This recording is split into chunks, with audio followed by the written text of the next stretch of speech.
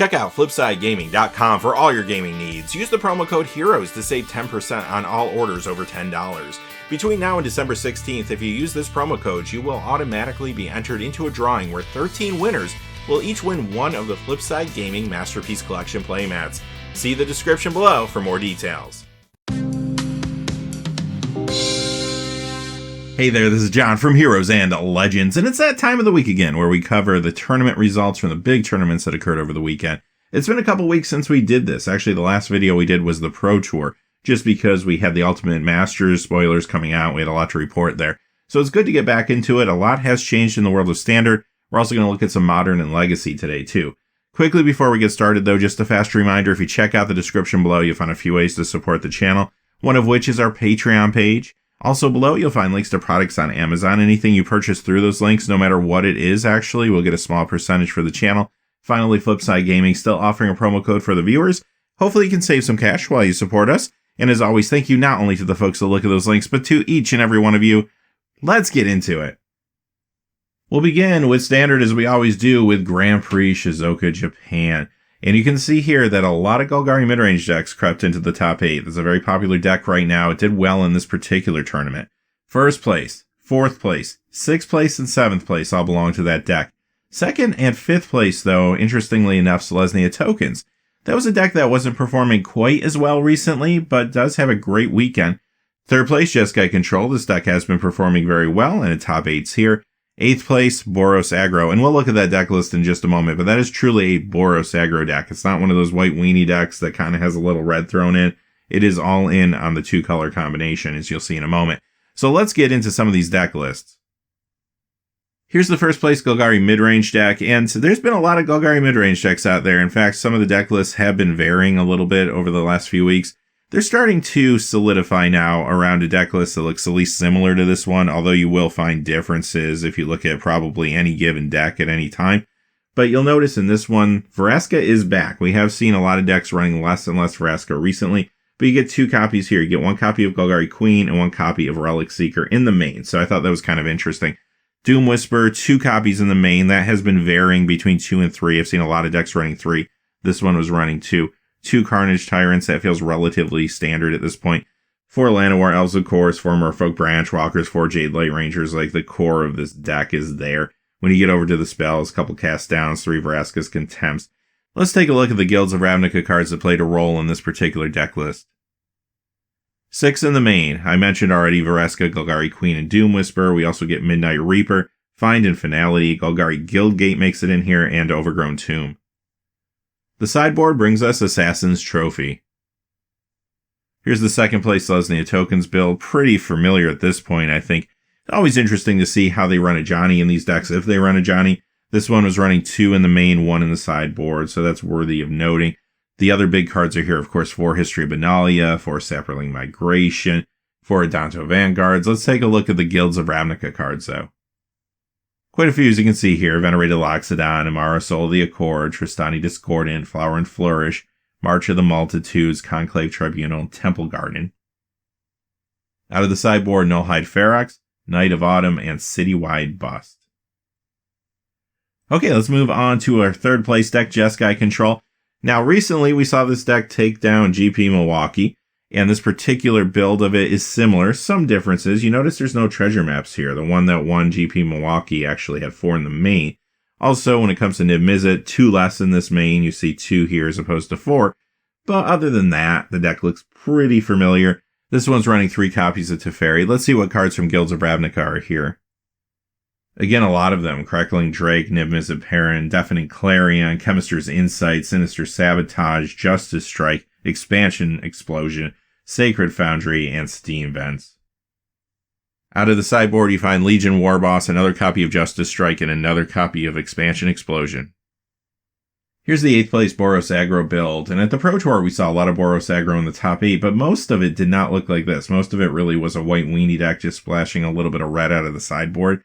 This deck is truly running more red right from the beginning. Couple things to point out here. First off, you see 2 Tajik Blade of the Legion on the list. That's actually a misprint. The Wizards put the wrong card in, and then Star City also did the same. That should be Tajik Legion's Edge. We'll look at that card in just a second. Aside from that, though, you also notice there's 3 copies of Ajani, Adversary of Tyrants. That's worth noting. Other than that, a lot of things you probably would think would be in an aggressive Boros deck. 4 History of Analia, 3 Legion's Landings, Adanto Vanguards, 4 of those. You're going to get even a copy of Direfleet Daredevil. Let's go ahead and look at those Guilds cards, though. In the main, you get Hunted Witness, Aurelia, Exemplar of Justice, Boros Challenger. There's the Tajik Legion's Edge, like I mentioned.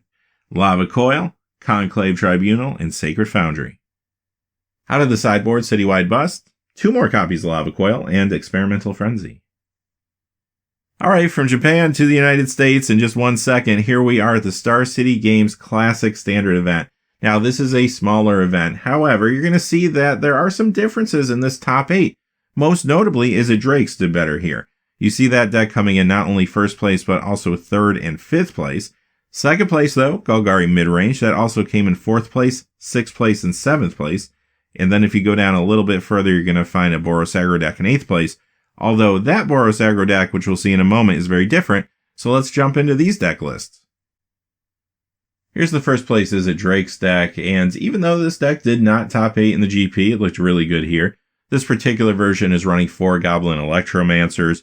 There's different varieties of these decks. Some run less, some don't run any actually, but this one is one that runs 4.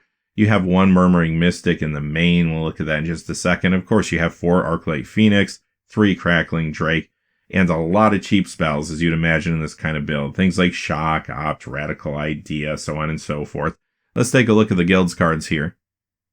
We mentioned the creatures, and here they are. Murmuring Mystic, Arclight Phoenix, Crackling Drake, Goblin Electromancer. Beyond that, we have Lava Coil, Beacon Bolts, Radical Idea, Is It Guild Gate, and Steam Vents. Out of the sideboard, another copy of Murmuring Mystic, another copy of Crackling Drake, Niv Mizzet Parent, and Disdainful Stroke. Okay, let's look at this other Boros aggro deck. You can tell it's actually very different. There are similarities. You have 4 History of Benalia here. Legion's Landing shows up in this one as well, this time 4 copies. And you see the creature base is very different. A lot of smaller white creatures this time around. Benelish Marshals are in this one, 4 of those. So this deck does approach things actually pretty differently than the previous Boros aggro deck that we looked at. Let's look at the cards from guilds that are in here. In the main, Healer's Hawk, Venerated Loxodon, Conclave Tribunal, and Sacred Foundry.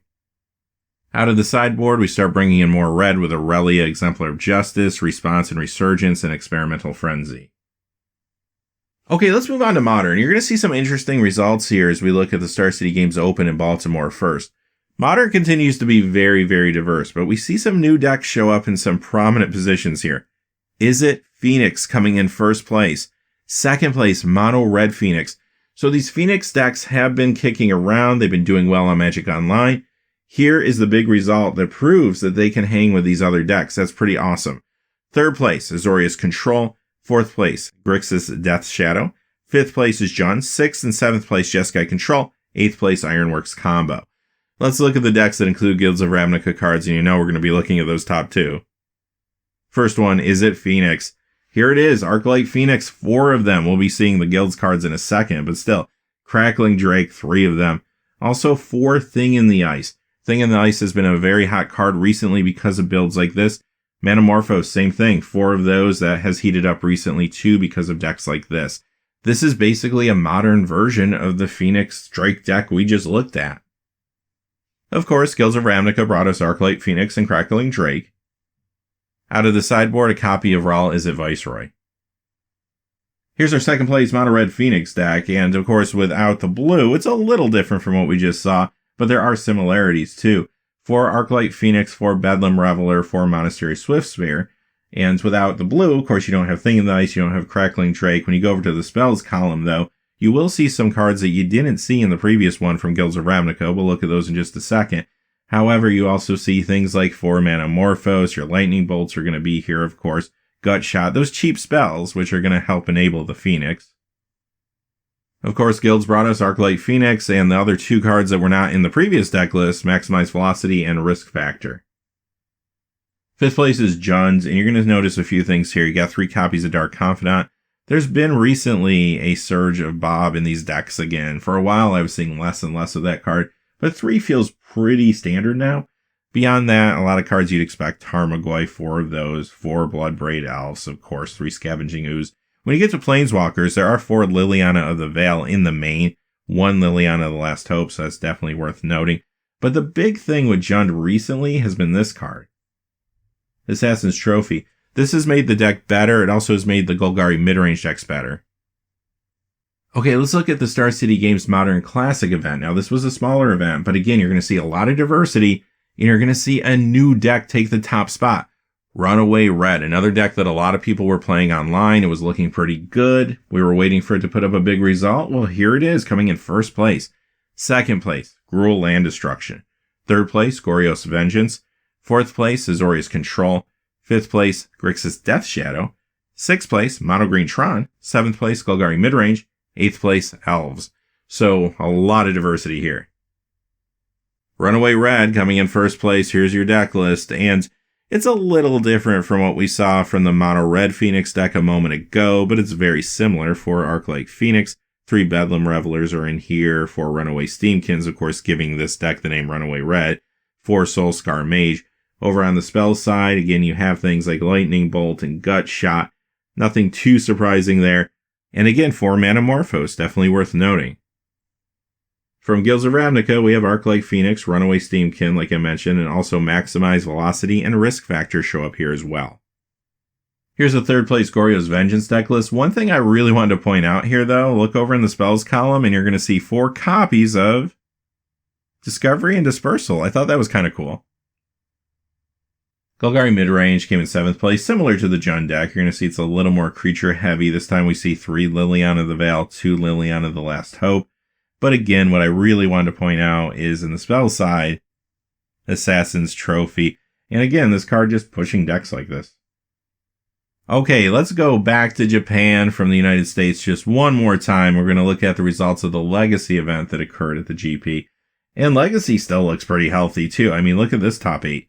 Colorless Eldrazi coming in first. Second place, Mono Red Prison. Third place, Lands. Fourth place is a Delver. Fifth place is Azorius Delver. Sixth place, Grixis Control. That also came in 8th place. Seventh place is Azorius Stoneblade. One deck list I wanted to show you, Mono Red Prison. And you're going to notice that there's 4 Chandra Torch of Defiance in here. That's worth noting. For a while, some of these decks were running the new Karn, but you're not seeing that here. But what you are seeing, Legion Warboss, 4 copies in the main. I thought that was pretty cool. That concludes our tournament update for the week. I hope you found it helpful, but until next time, hey, thanks for watching. Please remember to like and subscribe, and have a great day. Hey, thanks for watching. This video is made possible through the generous support of viewers like you on Patreon. Check out the description below for links to our Patreon page, as well as our Amazon affiliate store, where a small percentage of all sales will also help support the channel.